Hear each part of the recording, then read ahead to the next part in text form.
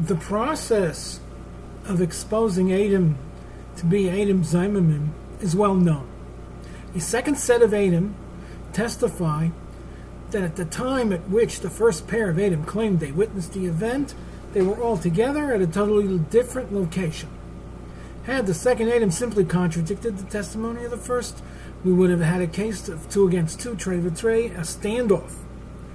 By rights, the second set of eidus using imanu hayisem should have reduced to just another case of akasha, where one set of Eidim contravened and challenged the other's testimony, and we would again be left with a standoff. However, they are believed over the first set by a special gzeres hakosuf, which is a chiddush not in line with the usual rules of eidus that prevail in the Torah.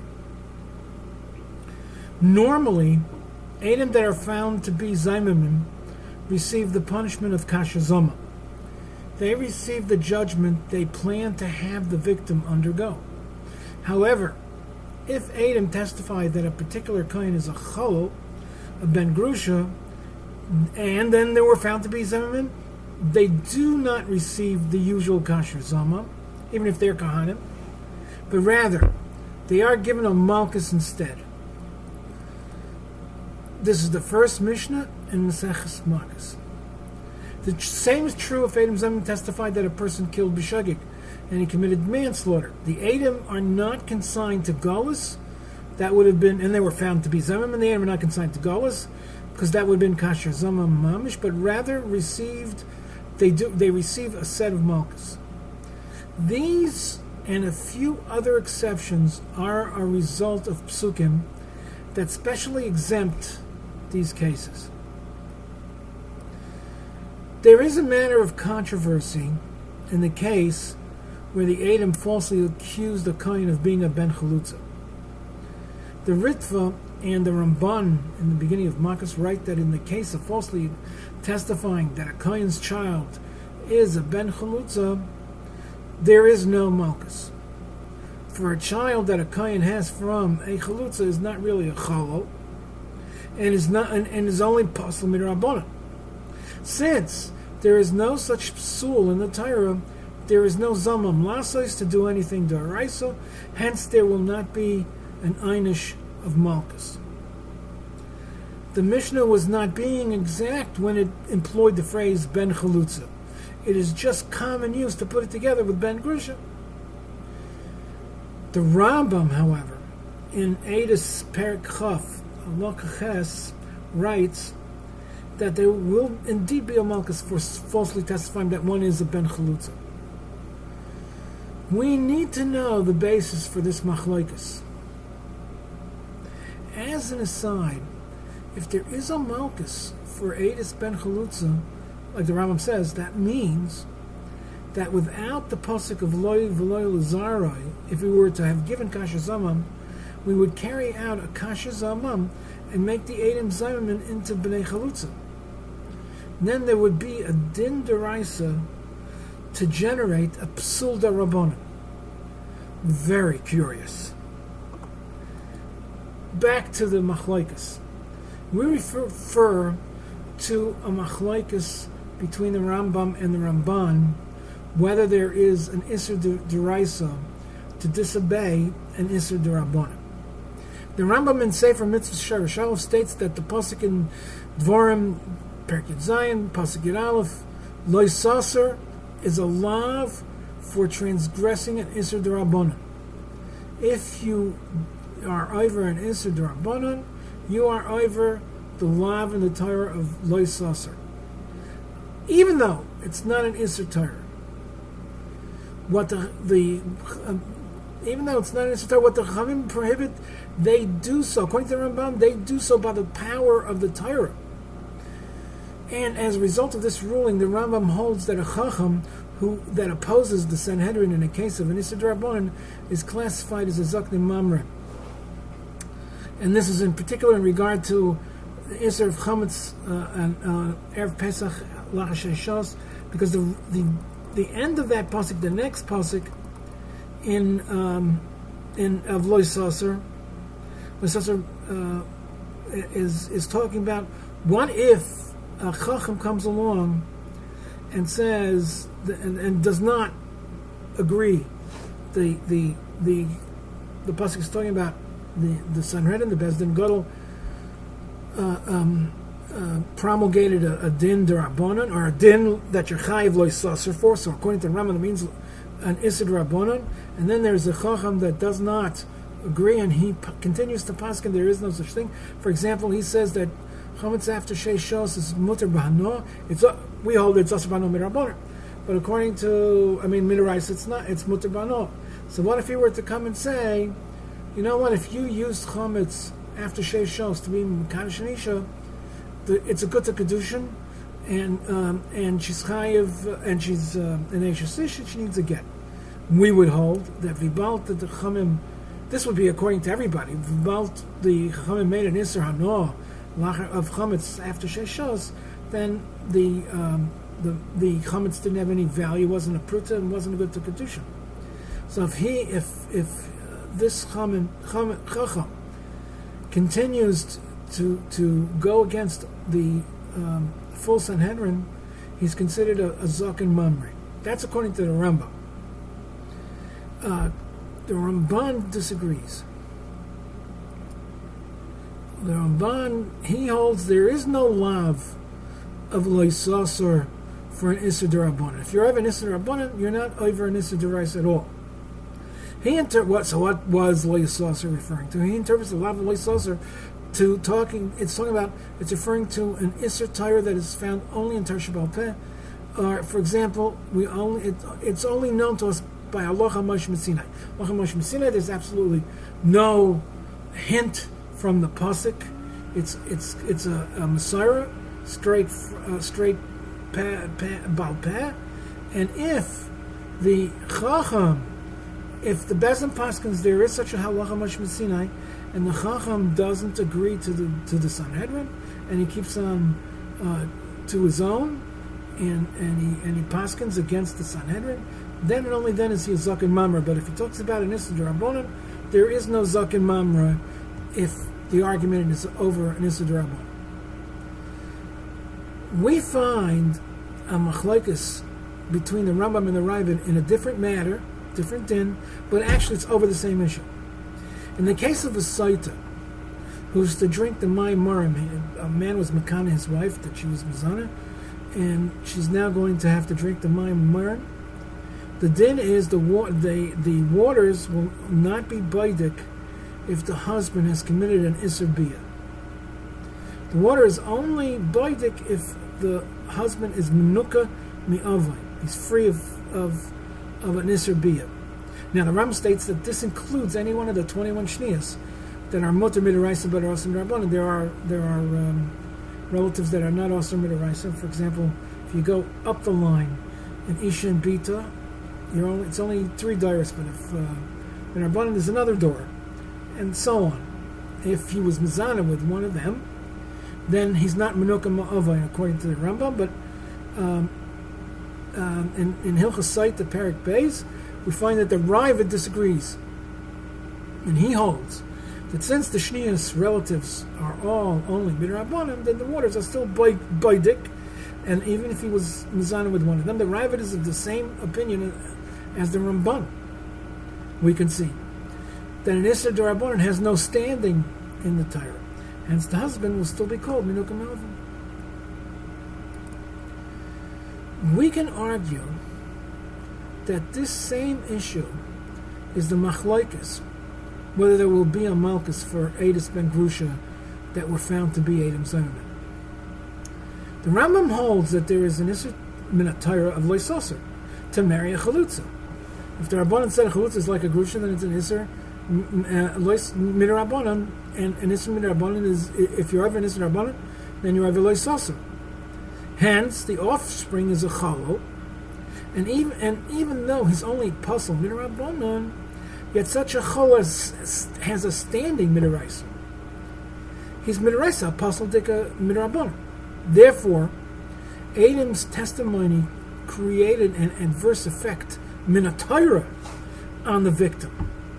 Even though it was not true, but they got Bezdin to paskin that that he was a ben chluza, and they will be subject to the punishment of asisim like kasher zomim lasis la'achiv.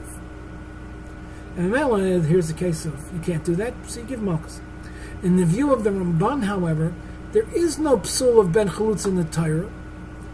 For midiraisa is a kain kasher, and a pasul ben chluza has no standing in the Torah. Hence, the Edim didn't act to produce any adverse effect on the Edim, so there is no kasher zomim, and there won't be any malkis. We find another case of Edim Zomimim who do not receive malkis. The Gemara in Malkis Daf Beis Amud Beis cites a brisa in the case of Edim who testified that someone's shore killed a man three times in a row, not the same, killed men, 3 instances. And therefore the owner is chayav to pay kaifer. But then these Edim were found out to be Zomimim. The brisa states that kasher zomim is not given, and the Rambam writes that the Edim will not pay, but they'll get a malkis instead, just like by Ben Grusha, just like by Golis. The Ramban argues is that there will be no kaifer payment and no malkis given to the Edim Zomimim. Now, this Ramban is in Gemara Daf Beis Amud Beis. He's brought down by the Ritva, Divrei HaMaskal, Tanarabon at the end. Now, this can no longer be, this difference between the Rambam and the Ramban can no longer be a result of their machlekes regarding Leisaser. Kaifer has nothing to do with Leisaser. Therefore, there must be another issue in dispute. Even though the previous interpretation is a true breakdown of the machlekes Rambam and Ramban, whether Edim ben chluza receive a malkis or not, when they're found to be Zomimim, it can be shown that no matter what view one has about the standing of an Issa D'Rabbanan in the Torah, the machlekes, whether there is a malkis for Edim b'nei chluza, is part of a wider division among the Rishonim as to what exactly is the aveira and mechayev of Edim Zomimim. 1. Is it the conspiracy to adversely affect the victim, the plan that almost accomplished harm to the nodin? Just that the Torah qualifies that not just any conspiracy by itself is enough to fault the perpetrators. They do not deserve a kasher zomim just for their intention to harm, but until they have testified falsely and misled Bezdin into believing their testimony and caused Bezdin to pass a mistaken, untrue judgment against the victim, a gemar din, a false gemar din. If there wasn't a false gemar din, even though they were conspired, that's not enough. Or do we say 2? This is the second side of the Chakira, of what the mechayev is. Perhaps the actual aveira is the eidus sheker, the false testimony. Not more, not what was going to happen, just the falsha eidus. However, the false testimony in itself would not be enough to prescribe the penalty. Then we need a condition for the einish of kasher zomim, and that is that the falsehood advanced to the point that Bezdin handed down an unjust judgment upon the nodin. To sum it up, is it the hazama or the eidus sheker? And in both cases, on the condition that there was a gemar din by Bezdin, a decision that was based on the false testimony. It is possible to explain the machlekes whether there is a malkis, even if all were to agree to the Ramban that there is no lav for transgressing an Issa D'Rabbanan. We suggest that if the mechayev of einish kasher zomim is simply the eidus sheker, then it makes no difference that the psul of a ben chluza is only made a rabbanan. The bottom line is that these Edim testified falsely, and we're not the only one that says so. If you look in Tshuva Kufayin test, you'll see the same thing, and it's brought down in the new Chadashos, the Chedush Rabbi Akiva, the Chadashos, in the beginning of Malkis. It makes no difference that a psul d'Rabbanan has no standing min Torah. False testimony was offered. Now, but for the Ritva, who in the beginning of malkis writes that for falsely testifying that a kohen is ben chluza, there is no malkis, we say that the Ritva, we don't know if he holds like the Ramban that there is no sasser, there is no sasser. We say that the Ritva holds that the aveira of Eidim Zomimim is the hazama, the intention, the conspiracy to do harm to the victim. And since min Torah there is no psul of ben chalutza, then there was no harm. There was no adverse effect in being a ben chalutza. In summation, if the hazama is the machayev, then the adverse effect is the machayev. The effect, and if it's only a psul d'Rabbanan, a psul d'Rabbanan can't be a machayev. But if the eidus sheker is the machayev, then a psul d'Rabbanan is only the means for there to be a false eidus. Therefore, eidus ben chalutza is machayev malkis, even if being a ben chalutza has no standing in the Torah. It's still a gemara din, and it's still an eidus sheker. We return to the case of Eidim who testified that someone sure killed a man and is chayav to pay kaifer, and then they were found to be zomimim. They don't pay kaifer. And what about malkis, the Ramban? And malkis was the malkis, the Ramban and the Rambam. The Ramban gives us a reason why there won't be an onish to pay kaifer. The Gemara says because kufar kapar, but he explains it better. He says that kaifer is not a payment to pay for the loss of the life of the man that was gored, but rather serves as a kapara for the owner of the animal who was negligent. Really, the owner deserves misa b'dei shemayim for allowing his animal to kill several times, but instead he makes a kaifer payment. Then says the Ramban, Tana's the Ramban, the testimony of the Eidim never really generated the kaifer payment. For when it comes to b'dei shemayim, there is no trial necessary, for shemayim ruled for a misa and a kaifer payment already without the help of the testimony of the false Eidim. They don't need Eidim. So now, when he comes along and he says, "Oh, there's a chi of kaifer," he's not making the chi of kaifer. So therefore, there is no kasher zomim. So therefore, there's no malkis. Okay, now why doesn't this argument carry any weight for the Rambam? The Rambam says there is a malkis.